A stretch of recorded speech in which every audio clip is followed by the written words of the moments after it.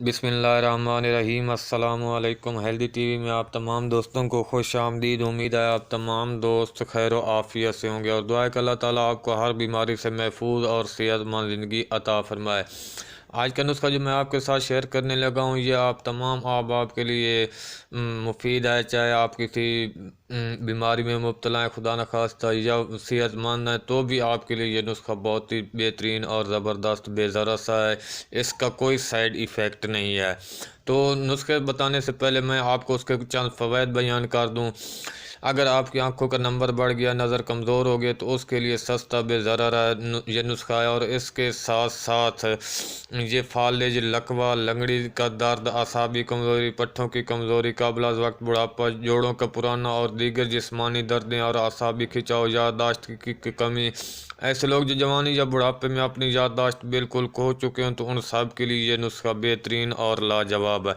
इसके साथ साथ इसके इस्तेमाल आपके खून को गाढ़ा नहीं होने देता, बल्कि कोलेस्ट्रॉल की मकदार का तवाज़ुन बरकरार रहता है। इसके साथ साथ आयरन, कैल्शियम, विटामिन बी की वाफिर मकदार पाई जाती है। बच्चों के निज़ाम तनफ़ुस में और खून की खराबियाँ दूर करने के लिए और हाफ़्ज़े के लिए भी ये बेहतरीन करार दिया गया है। और इसके साथ साथ ये नुस्खा आपके दिल को सेहतमंद बनाता है, दिमाग को रोशन करता है, क़ुव्वत हाफ़्ज़ा को बेहतर करता है और ज़हनी तनाव को बिल्कुल दूर करता है। हड्डियाँ मजबूत करता है, जिसम में खून की रवानी में बेहतरी आती है। और इसके साथ साथ इसके इस्तेमाल से मुख्तलिफ़ किस्म के कैंसर से लड़ने में मदद मिलती है। और इसके अलावा क़ुव्वत बा में भी इजाफ़ा करता है, ज़ियादतीस के मर्ज़ से बचाता है। और इसके अलावा इसके और भी बहुत से ज़बरदस्त और बेमिसाल फ़वाइद हैं। तो नुस्खा बताने से पहले आप दोस्तों से गुजारिश है कि अगर आपने हमारे चैनल को सब्सक्राइब नहीं किया, तो सेहतमंद जमा रहने के लिए हेल्दी टीवी को सब्सक्राइब करना बिल्कुल ना भूलिएगा। तो नुस्खा बिल्कुल आसान सा और मामूली है। आपने क्या करना है, मछली के सर को हिस्से ज़रूरत साफ़ कर लेना है और उसके टुकड़े करके उसका आपने उसमें थोड़ा सा मामूली हल्का मिर्च मसाला डाल लेना और उसका सूप बना लेना, शोरबा। एक प्याली सुबह नाश्ते के बाद या दिन में खाने के बाद हल्का नीम गर्म ही पी लेना।